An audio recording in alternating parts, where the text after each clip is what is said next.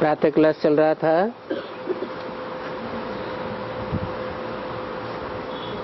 ग्यारह मई 1964 सोमवार 10वें पेज के मध्य में बात चल रही थी।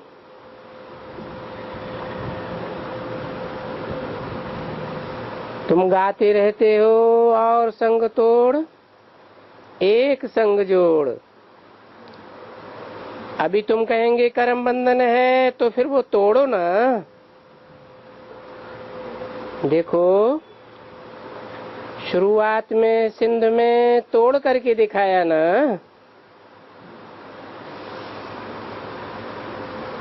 और आदि में तोड़ा है तो आदि सो अंत में भी तोड़ देना चाहिए ना।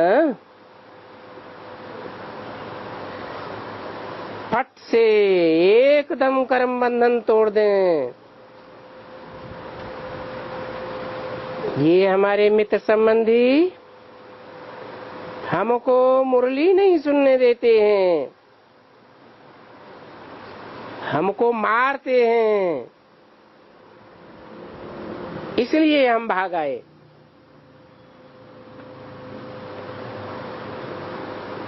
बागी तो कोई स्त्री थोड़ी ही होगी।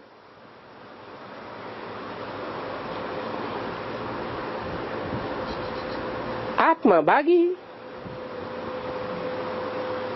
परमपिता परमात्मा के पास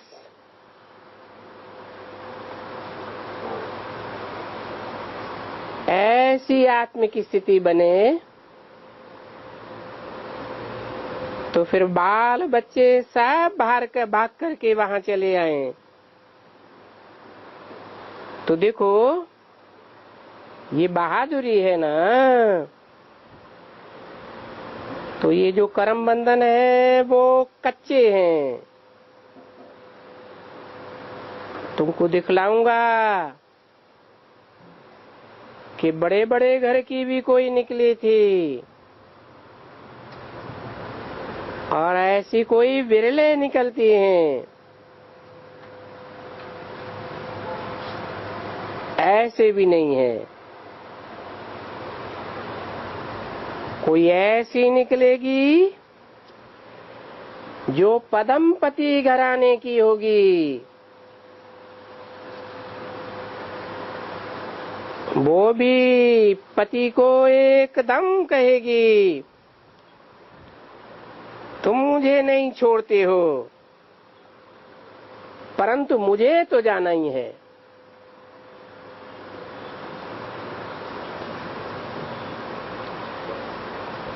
तो जाओ, ये तुम्हारा घर बार धंधा दोरी तुम सब संभालो। मैं जाकर के बर्तन मांजूंगी।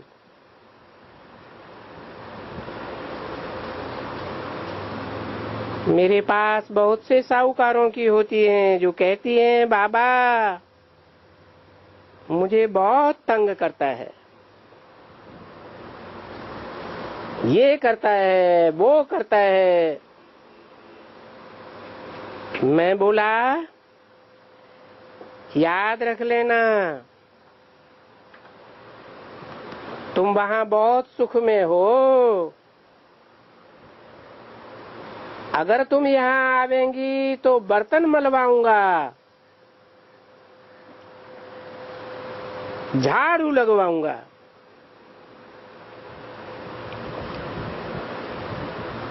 इतना हम तुम्हारी परीक्षा लूंगा।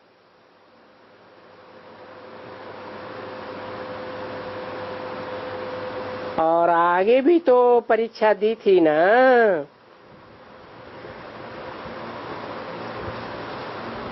मम्मा ने बर्तन मांजे हैं,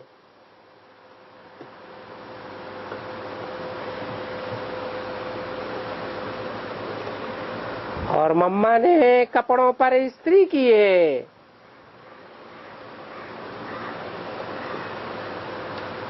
मम्मा ने बैठ करके गोबर के छेने बनाए हैं।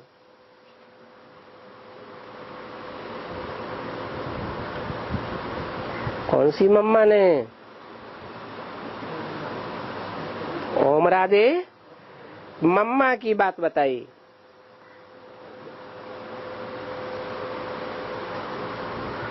और मम्मा की भी तो मम्मा कोई होगी।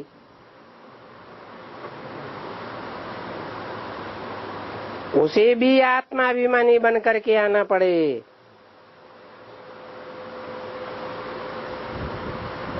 और फिर उसकी भी कोई परदादी होगी।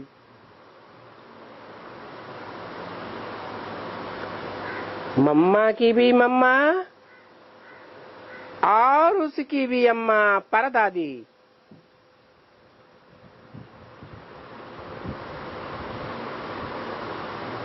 तो उसने भी क्या किया होगा?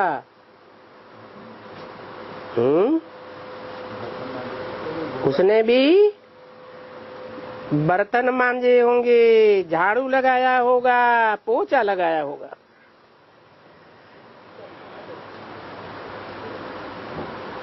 अभी गोबर का छेना बनाया तो कोई पैसे नहीं थे क्या?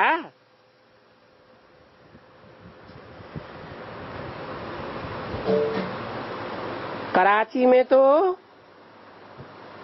उनके घरों में ढेर के ढेर पैसे पड़े हुए थे।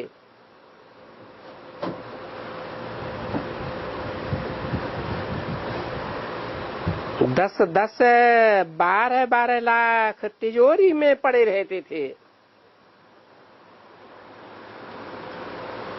कहाँ की बात बताई? कराची।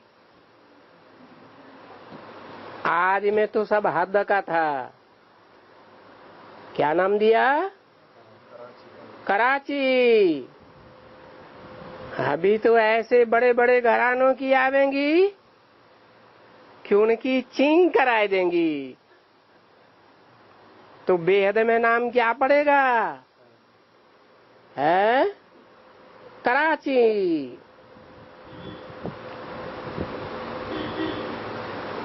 अभी हम बैंक में कभी नहीं रखते थे।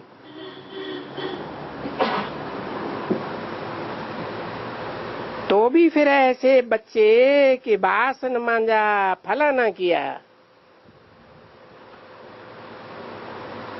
रात को टिप टाप होकर अपने बसों में और मोटरों में घूमने चले जाते थे। परंतु वो परीक्षा जरूर लेते थे।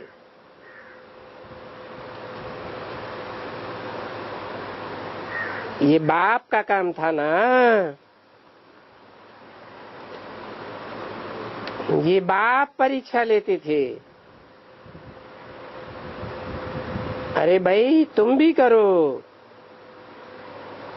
जैसा कर्म तुम करेंगे तुमको देख करके और करेंगे। तो तुम्हारा देह अभिमान टूटेगा तो तुम्हारे पीछे आने वालों का भी देह अभिमान टूट जाएगा। बाबा के पास बड़ी बड़ी चिट्ठियां आती हैं तो बाबा लिख देते हैं कि याद रख लेना, यहां आएंगी तो मैं पहले पहले बर्तन मंजवाऊंगा,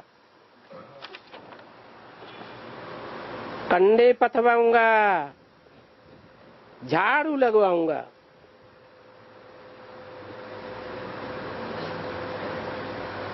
फिर तुमको याद पड़ेगा और तुम्हारी बीमारी आदि सभी जागेगी। तुमको अपने बच्चे याद पड़ेंगे।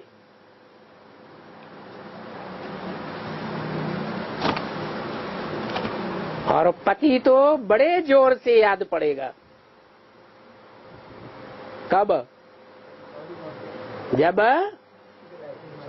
यज्ञ में आने के बाद बर्तन मंजवाए जाएंगे, झाड़ू पोछा लगवाया जाएगा। लौकिक में तो कभी किया नहीं। नौकरानियों से काम लेते थे। तो पति बड़े जोर से याद पड़ेगा।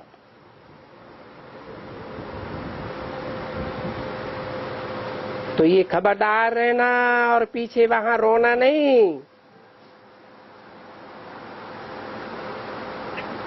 कहाँ है? आने वाली जो फाइनल परीक्षाएं हैं, जब अंत में ऐसा होगा तो रोना नहीं। अगर आंख से एक आंसू गिराया तो वापस कर दूंगा, फिर मैं तुम्हें रखूंगा नहीं। इतना तो कड़ा लिखता हूँ। ऐसी ऐसी चिट्ठी जब कोई की छोड़ने की आती है तो मैं साफ लिख देता हूँ, बिल्कुल नहीं रोना। साजन की सजनी, ये साजन शिव बाबा जो तुमको बैठ करके स्वर्ग की महारानी बनाते हैं और तुम फिर यहाँ रोती हो। तुमको लज्जा नहीं आती है? लैनत है तुम्हारे रोने के ऊपर। तो फिर बाबा ऐसे भी कह देते हैं, अरे रोना किस काम का? संगम युग मौजों का युग है या रोने का युग है? हैं? मौजों का युग है। क्यों? अगर आत्माभिमानी होंगे तो ईश्वरीय सेवा समझ करके सब काम बड़े मौज से करेंगे।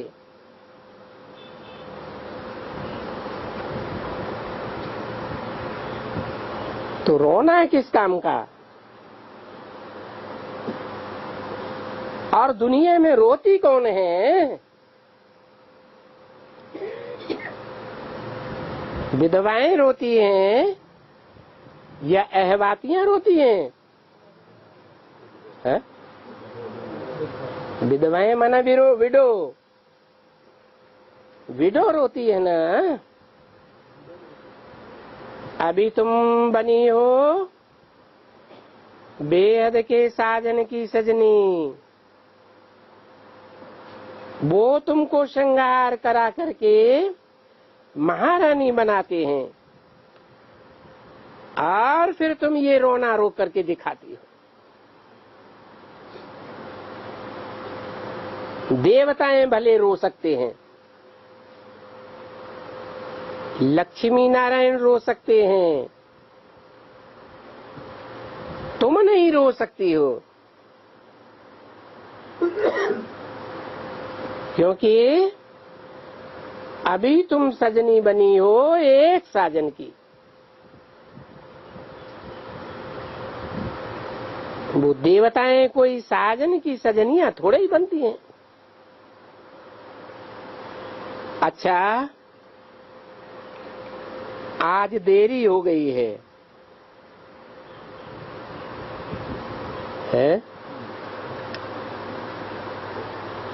11/5/64 की वाणी का 11वां पेज चल रहा है ना। देरी हो गई है, टोली लेकर के आओ।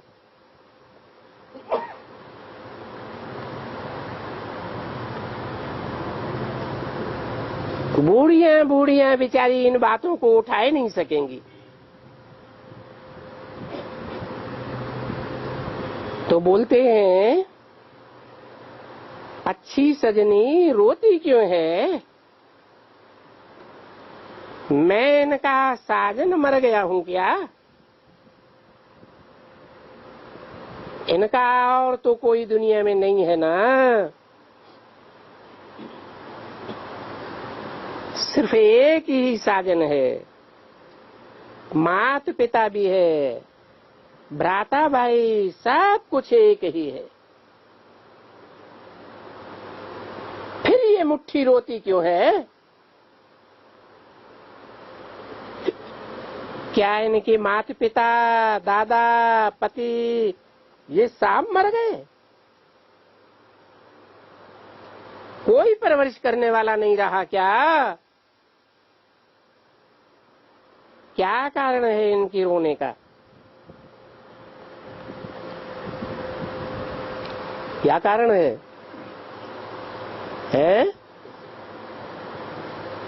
अरे रोने का कोई कारण तो होगा। क्या कारण है? कारण है देह अभिमान में आ गई है,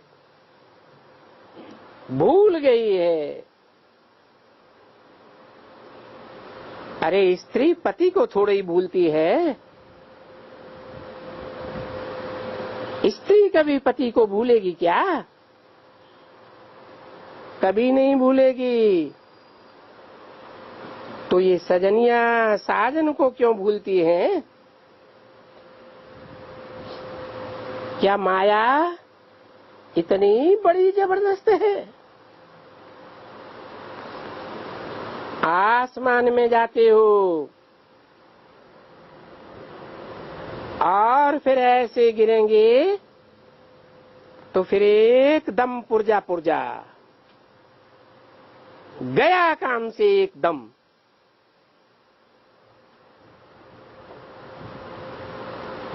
अच्छा हाँ, टोली बांधो, बांटो, शाबाश, तुमको बांटना आता है। ठहरो ठहरो, तुमने बांटना सीखा ही नहीं।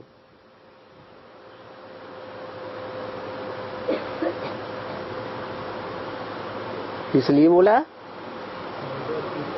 पहले बाप फिर टीचर।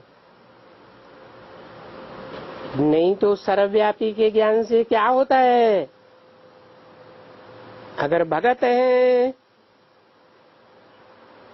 कहते हैं हमारे भी भगवान हैं, तो भगवान का योग तो लग ही नहीं सकेगा भक्तों को।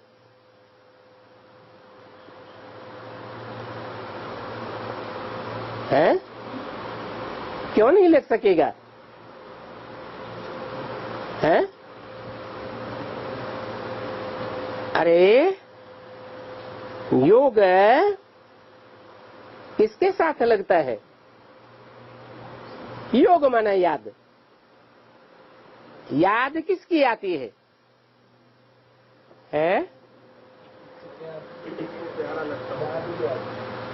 याद तब आती है जब कोई संबंध जुड़ा हुआ हो,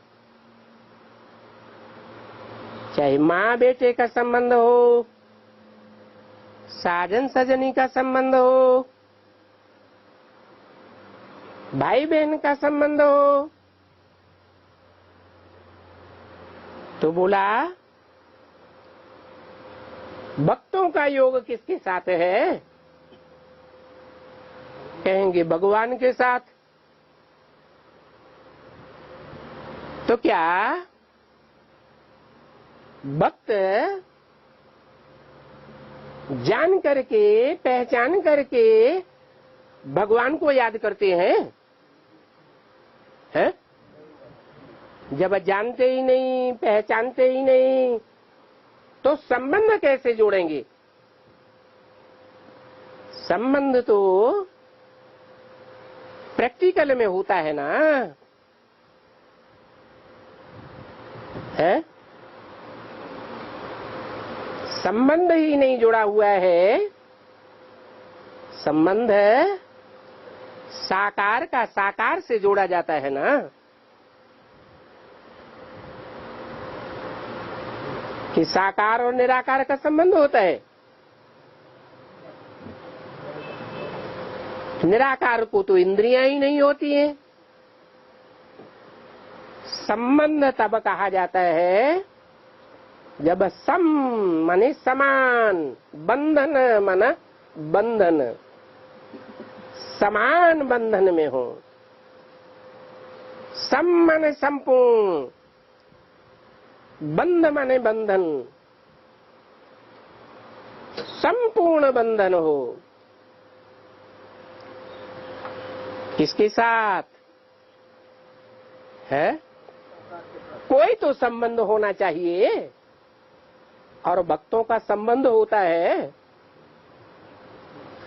भक्तों का भगवान के साथ संबंध क्यों नहीं होता है? वो भगवान को पहचानते ही नहीं। यानी जबकि बच्चे होंगे और बाप से वर्षा लेंगे तभी तो बुद्धि योग जुटेगा।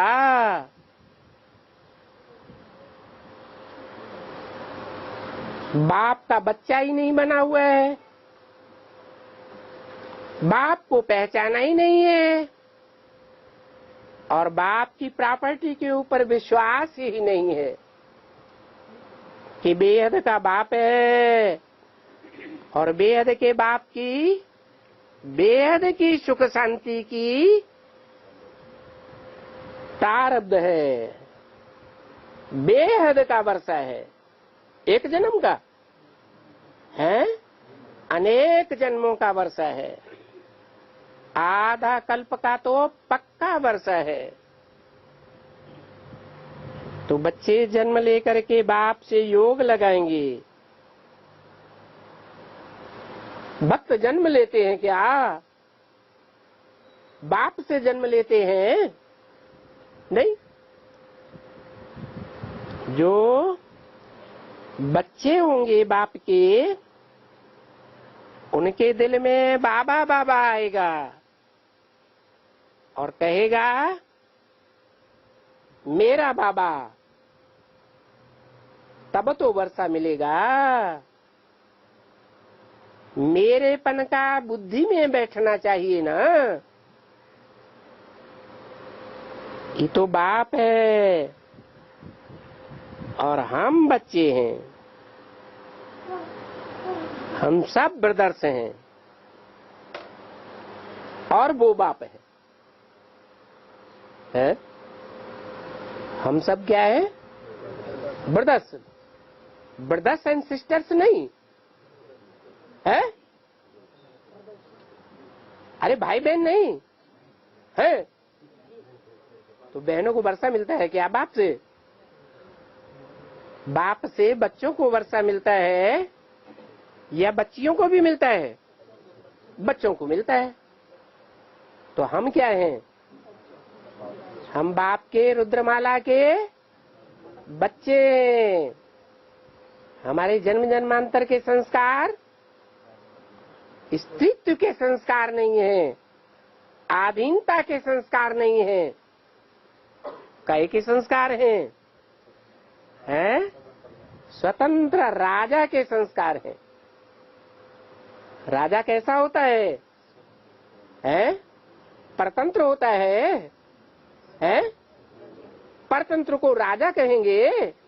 नहीं, राजा तो स्वतंत्र होता है। और तुम सब बच्चे मेरे राजा बच्चे हो, मना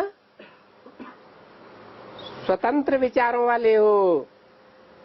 तो तुम बच्चे हो, आपस में ब्रदर्स हो और वो हमारा बाप है।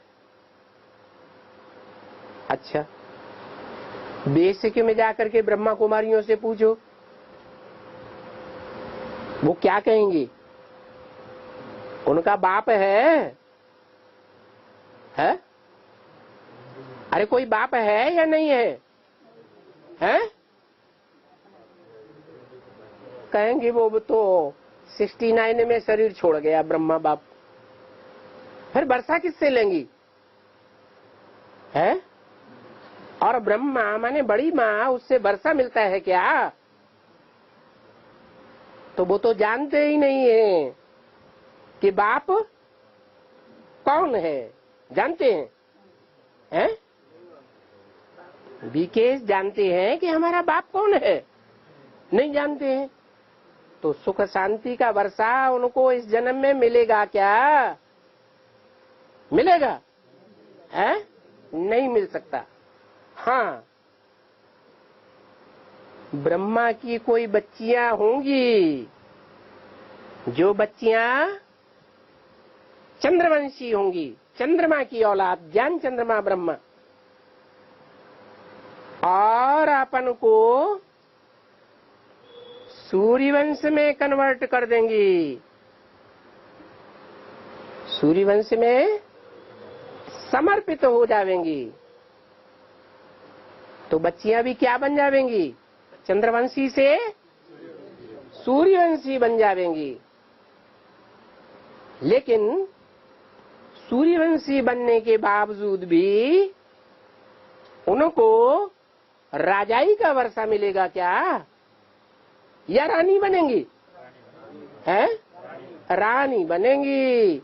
और बाप क्या देते हैं? जन्म जन्मांतर का राजाई का वर्षा देते हैं। तो देखो, तुम्हारी बुद्धि में बैठा हुआ है, हम सब आपस में भाई भाई हैं। वो हमारा बाप है, बाप रचयिता है स्वर्ग का, है? एक ही बाप है। जन्म तो 84 होते हैं। 84 जन्म के कितने बाप? 84 बाप। लेकिन उन 84 बापों में से कोई भी बाप ऐसा नहीं होता है जो स्वर्ग का वर्षा दे दे। क्यों नहीं होता है? मान लो सतयुग में पहले जन्म में कृष्ण वाली आत्मा है और वो बड़ा होकर के नारायण टाइटल लेती है और बच्चा पैदा करती है, तो वो स्वर्ग का वर्षा नहीं देता है अपने बच्चों को। अरे हाँ, 16 कला संपूर्ण का बच्चा जो है, बच्चा पैदा होगा, वो ये प्रश्न नहीं है कि 16 कला संपूर्ण का कि 15.16 संपूर्ण का। प्रश्न है स्वर्ग का वर्षा देगा या नहीं देगा? है? देगा। क्यों नहीं देगा? बच्चा है तो बच्चे को स्वर्ग का वर्षा सेकंड नारायण नहीं बनेगा।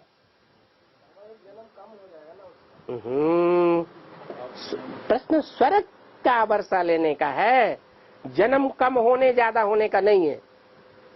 स्वर्ग का वर्षा मिलेगा उसे या नहीं मिलेगा?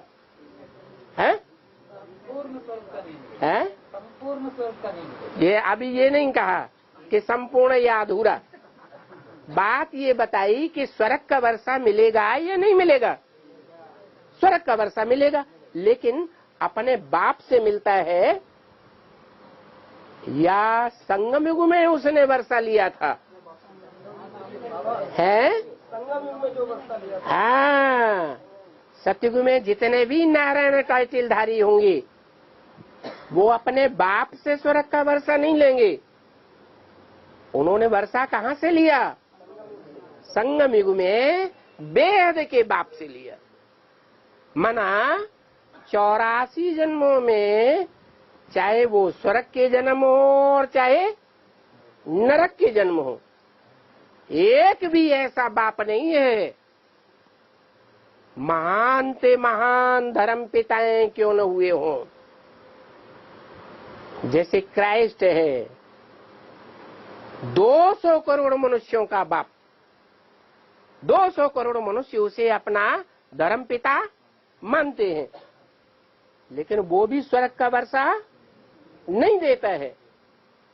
ये तो एक ही बाप है जो स्वर्ग का वर्षा देता है। कारण क्या है? और वो बाप क्यों नहीं देते? ये एक ही बाप क्यों देता है स्वर्ग का वर्षा? है? और जितने भी बाप हैं वो कभी न कभी स्वस्थिति से नीचे उतर करके परिस्थितियों में फंस जाते हैं, परचिंतन में फंस जाते हैं, देह अभिमान में आ जाते हैं। स्व स्थिति में कोई भी नहीं रहता लगातार। और ये एक बाप कैसा है? ये बाप ही एक ऐसा है जो सदैव स्वचिंतन में रहता है। अब चिंतन करने वाला बाप और असोचता बाप दो अलग अलग हैं, ये एक ही है। चिंतन मनन चिंतन मंथन करने वाला बाप मनुष्य सृष्टि का बाप है, वो भी बेहद का है। और आत्माओं का जो बाप है वो असोचता है, उसको सोचने की दरकार है कि त्रिकालदर्शी है? वो तो त्रिकालदर्शी है, उसे कभी भी सोचने मनन चिंतन मंथन करने की दरकार नहीं है। लेकिन फिर भी सदैव स्व स्थिति में रहने वाला है या नहीं है? सदैव स्व स्थिति में रहने वाला है। परंतु जिस मनुष्य सृष्टि के बाप में आता है, वो मनुष्य सृष्टि का बाप भी जब तक सदा काल की स्वचिंतन की स्टेज में नहीं टिक जाता, तब तक स्वर्ग का वर्षा देने के काबिल नहीं है। बाप, आत्माओं का बाप जब इस सृष्टि पर आते हैं तो आप समान कोई न कोई को तो बनाएंगे, नहीं बनाएंगे? बनाते हैं। तो जिसको आप समान बनाते हैं उसका नाम शिव बाप के साथ जोड़ा जाता है। और मनुष्य सृष्टि में कोई भी आत्मा ऐसा बाप का पार्ट बजाने वाली नहीं है जिसका नाम शिव के साथ जोड़ा जाता हो। 33 करोड़ों देवताओं में भी कोई नहीं है और 500 करोड़ की मनुष्य सृष्टि में भी कोई ऐसा बाप नहीं है जिसका नाम शिव के साथ जोड़ा जाता हो। क्यों जोड़ा जाता है? क्योंकि वो भी जब पुरुषार्थ पूरा होता है तो बाप समान स्वस्थिति की स्टेज को सदा के लिए धारण कर लेता है। तो देखो, एक बाप ही है, एक ही पर्सनालिटी है,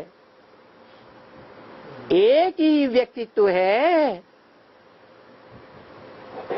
जो स्वर्ग का रचयिता है। उससे स्वर्ग की बादशाही मिलनी चाहिए। किससे है? किससे स्वर्ग की बादशाही मिलनी चाहिए? उससे, इससे नहीं। अरे उससे कह के दूर क्यों कर दिया है? हाँ, ये वाणी 64 की है। जिस समय ये वाणी चलाई जा रही थी उस समय भी स्वस्थिति में नहीं कोई टिका हुआ था। सारी मनुष्य सृष्टि का जो पिता, प्रजापिता, वो भी नहीं टिका हुआ था। और अभी है? अभी टिका हुआ है। तो स्वर्ग का वर्षा मिल जाना चाहिए, है? मिलना चाहिए कि नहीं? तो स्वर्ग का वर्षा मिल गया कि नरक में पड़ते हैं? कभी अंधेरे में बैठ जाते हैं, कभी उजाले में बैठ जाते हैं। और स्वर्ग में सदा ही उजेला उजेला होगा या अंधेरा भी हो जाएगा? है? बाप स्वर्ग का रचयिता है, हेवनली गॉड फादर है, तो हम नरक में क्यों बैठे हैं? कि स्वर्ग में बैठे हैं? कहाँ बैठे हैं? नरक में बैठे हैं ना। तो इससे साबित होता है कि अभी वो पर्सनालिटी वाला बाप हमारे सामने मौजूद नहीं है जो सदैव स्वस्थिति में रहे, जो सदैव स्वस्थिति में टिका हुआ होगा उसको काल खाएगा। है? काल खाएगा। इसलिए बाबा बोलते हैं मैं हूं कालों का काल, महाकाल। कैसी भी कोई परिस्थिति आ जाए लेकिन उसको कोई काल खा नहीं सकता। वो सारी दुनिया को खा जाएगा महाकाल बन करके, लेकिन उसको कोई काल के गाल में जाते हुए देखेगा? नहीं देखेगा। क्यों नहीं देखेगा? क्योंकि उस समय जो बाप का प्रैक्टिकल स्वरूप व्यक्तित्व है वो आत्मिक स्थिति में सदा काल के लिए टिका हुआ होगा। क्या सदा काल माने? कैसा भी काल आ जाए, जमीन फट जाए, बड़े से बड़ा भूकंप आ जाए, कोई भी परिस्थिति आ जाए कड़ी सी कड़ी, लेकिन उसको काल खाएगा? नहीं खाएगा। ऐसा क्यों होगा? सदैव कैसी स्थिति होगी? आत्मिक स्थिति होगी। आत्मिक स्थिति नहीं होती है तो कोई ऐसी बड़ी भारी परिस्थिति आ जाती है तो आत्मिक स्थिति गुम होने के कारण देह अभिमान में डर पैदा हो जाता है, और जब भय पैदा हो जाता है तो माया बाप की याद से छुड़ाई देती है, और जब बाप की याद ही नहीं रहेगी तो साबित हो जाएगा कि देह भान है। तो बाप कहते हैं स्वर्ग का रचयिता बाप आया हुआ है तो स्वर्ग की बादशाही मिलनी चाहिए या नहीं? स्वर्ग की बादशाही का मतलब क्या हुआ? यानी जीवन रहते रहते क्या ये जिंदगी बनी रहे, जीवन जीवात्मा बनी रहे और जीवात्मा को बाप से वर्षा मिल जाए सुख का।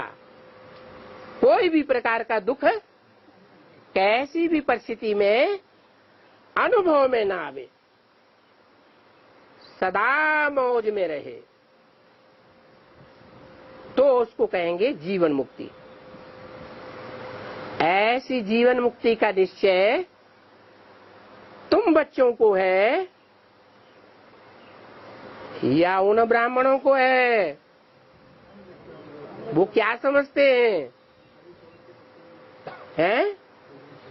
वो समझते हैं कि इसी जीवन में हम जीवन मुक्ति प्राप्त करेंगे, हैं? नहीं समझते। तो तुमको जीवन मुक्ति जरूर मिलनी चाहिए, क्योंकि बाप है पतित पावन।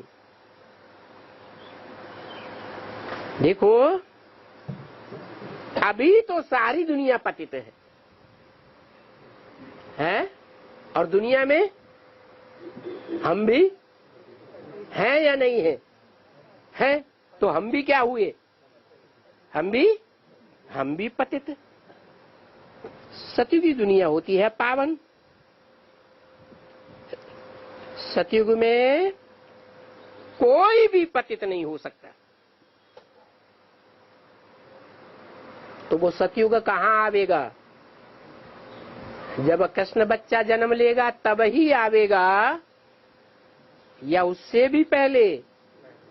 है उससे भी पहले, क्योंकि संगम युग है तो संगम युग का नाम ही है दो युगों का संगम।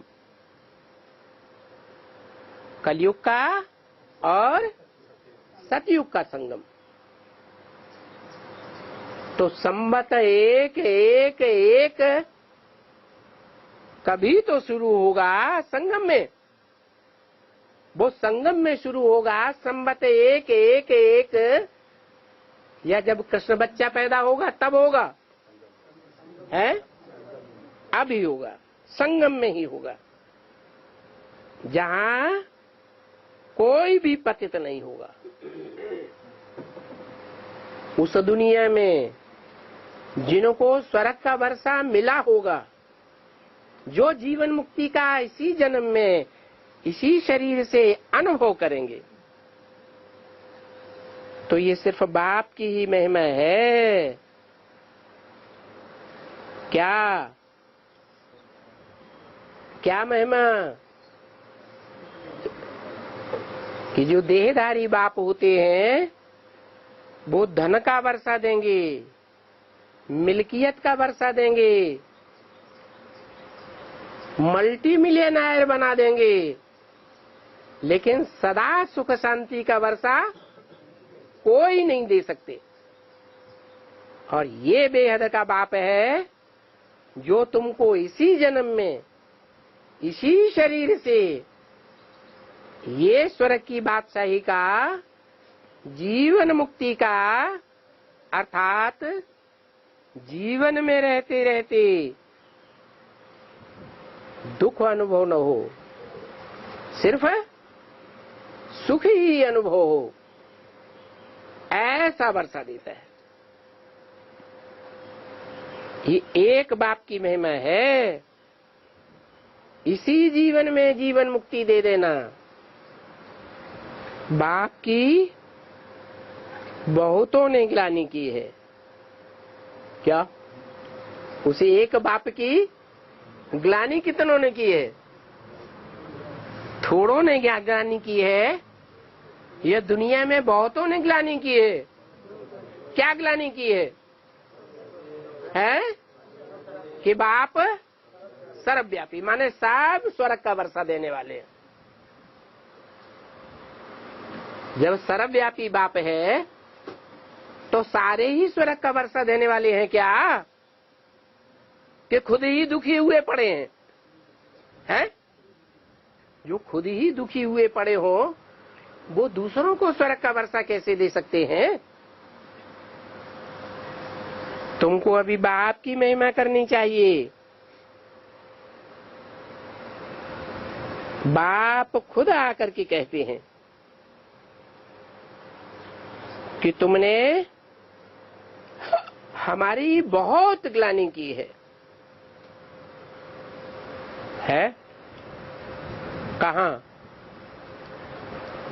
कहाँ ग्लानि की?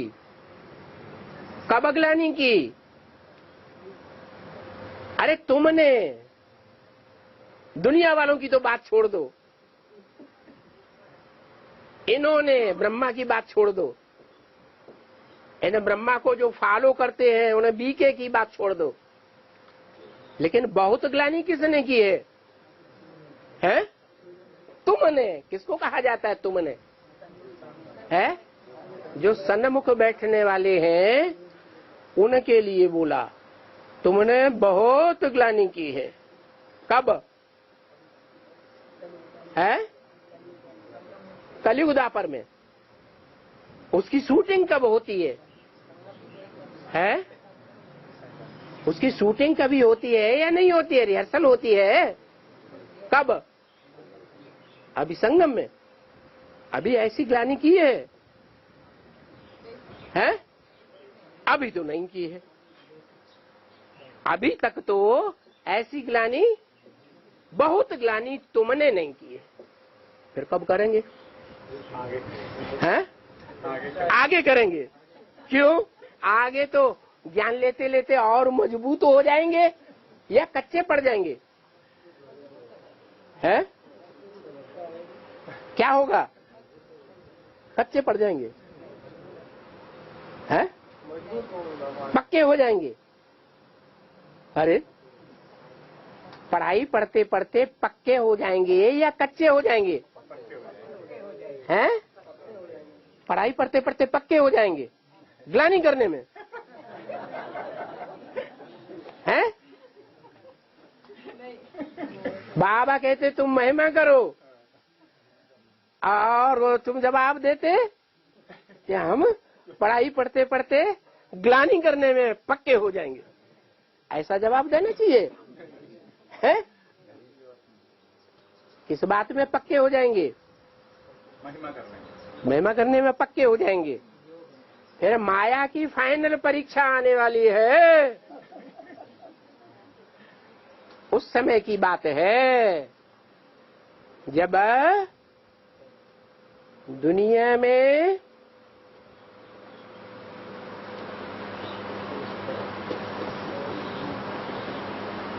बाप के साथ क्या हुआ है?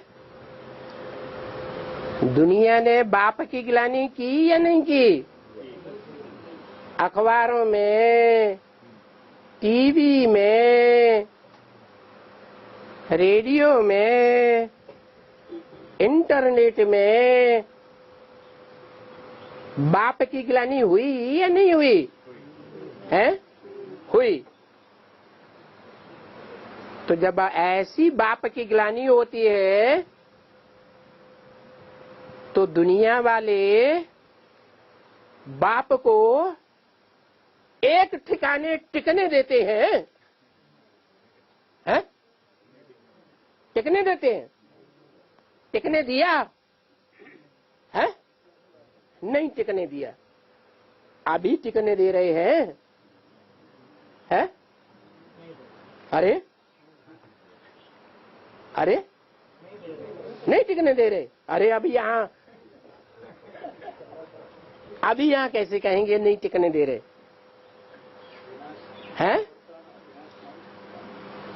माना जो गाय ने है पांडवों को 3 पैर पृथ्वी के नहीं मिले, माना ऐसा कोई भी घर नहीं मिला पांडवों को जहां वो निश्चिंत होकर के अपना जीवन यापन कर सके, पुरुषार्थ कर सके।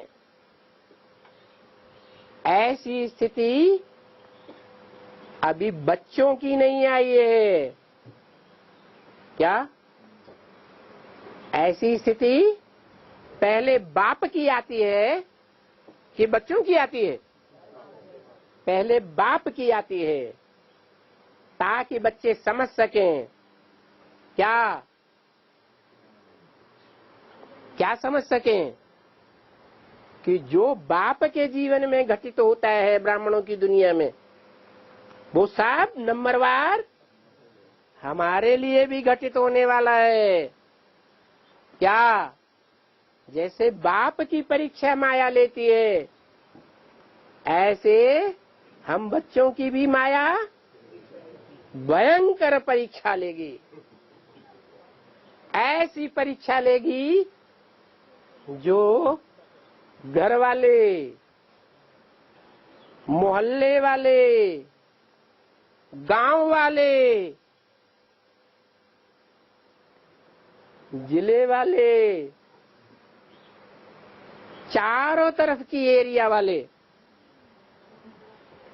अखबारों में ग्लानि पढ़ पढ़ के, सुन सुन के, टीवी में देख देख करके निश्चय और विश्वास को हिला देंगे। क्या? अभी तो हम कहते हैं बाप आया हुआ है, फिर क्या होगा है? दुनिया वाले जब चारों तरफ से घृणा करेंगे, जैसे कलकत्ते में एक बार हुआ, रविंद्र भाई को झूठे केस में ब्रह्मा कुमारियों ने पकड़वा दिया।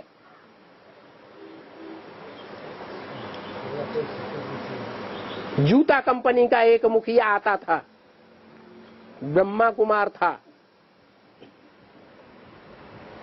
उसने 108 लोगों के ऊपर केस डाल दिया।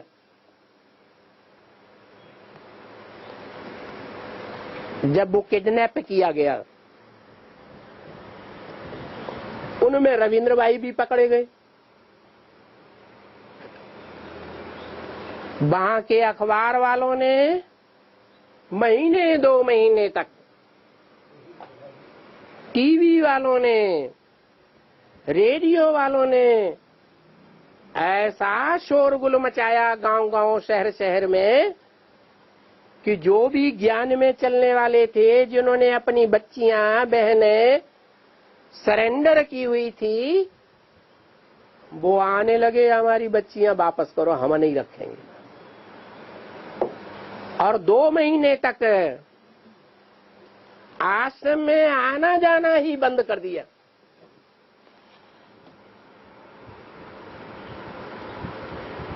एकदम खाली,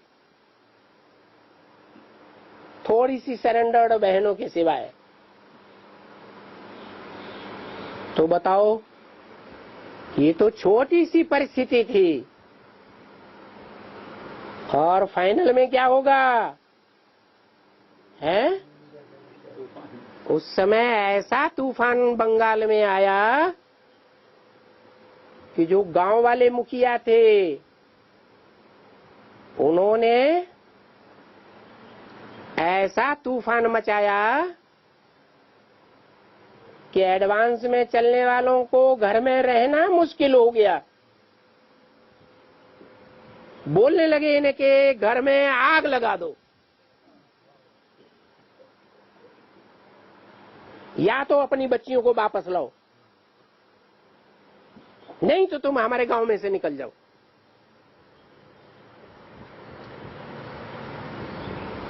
तो उदाहरण तो आया, झूठी बात तो है नहीं।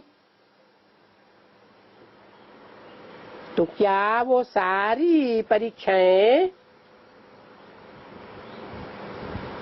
बच्चों के ऊपर आने वाली नहीं है क्या? है, आने वाली है। भले परीक्षाएं सदाकाल की नहीं होती है। सदाकाल की होती है? नहीं, थोड़े समय की परीक्षा होगी। कौन कितने मजबूत हैं, पक्के हैं,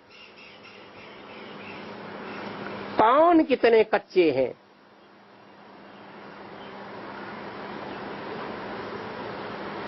कौन कितने लंबे समय तक बाप की ग्लानि में जुट जाते हैं, दुनिया वालों का साथ देते हैं,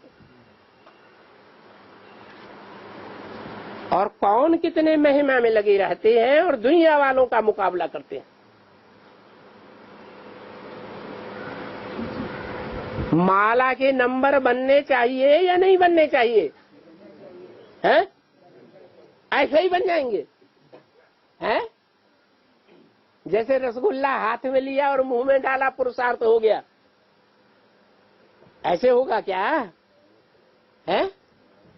माला बनेगी या जो भी छोटी बड़ी मालाएं बनेंगी, तो दुनिया वालों के सामने प्रूफ तो चाहिए कि नहीं चाहिए? नहीं तो वो पूछेंगे इनका इतना ऊंचा नंबर माला में कैसे आ गया, हमारा क्यों नहीं?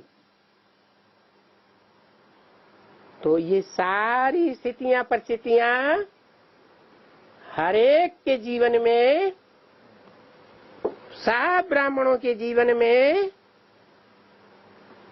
माया की जब आखिरी परीक्षा होगी, जिस परीक्षा में सबको फेल करने के लिए नंबरवार माया ने किससे हाथ मिलाया हुआ है? हैं? प्रकृति से। बाप की बड़ी बच्ची है, कुदरत, प्रकृति, जगदम्बा, सारे जगत की अम्बा। क्या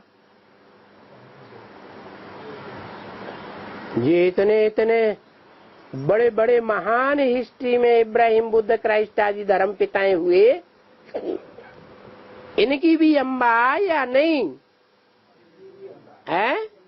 उनकी भी 500 करोड़ की अम्बा। वो प्रकृति इतनी पावरफुल है कि जब तामसी रूप धारण करती है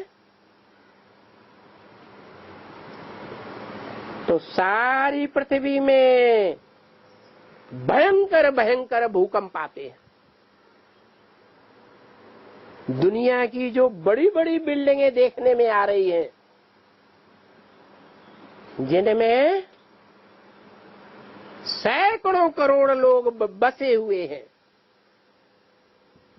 वो ऊंची ऊंची बिल्डिंगें मल्टी स्टोरेज की वो ताश के पत्तों की तरह गिरेंगी तो दुनिया का बड़े से बड़ा विनाश होगा या नहीं होगा? है? वो तो विनाश होगा स्थूल में। पहले स्थूल में काम होता है या सूक्ष्म में होता है? है? तो ये है ब्राह्मणों की दुनिया। इस ब्राह्मणों की दुनिया में जो भी ब्राह्मणों के संगठन हैं वो सब हिल पड़ेंगे। संगठन माने किला कहो, ऊंची ऊंची बिल्डिंग कहो, संगठन रूपी महल कहो, ये सारे धराशायी कर देगी महाकाली।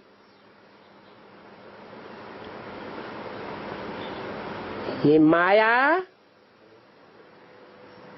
और ये जगदम्बा जो तामसी रूप धारण करती है, महाकाली बन जाती है, सबको हिलाएगी।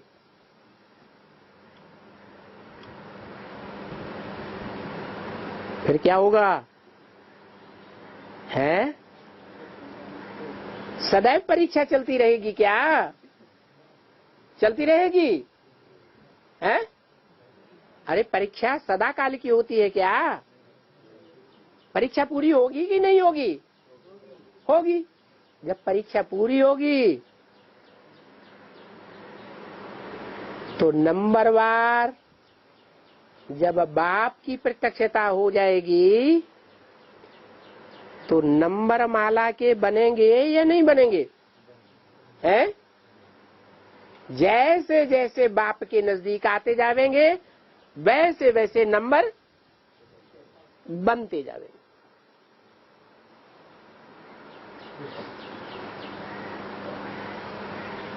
ओम शांति।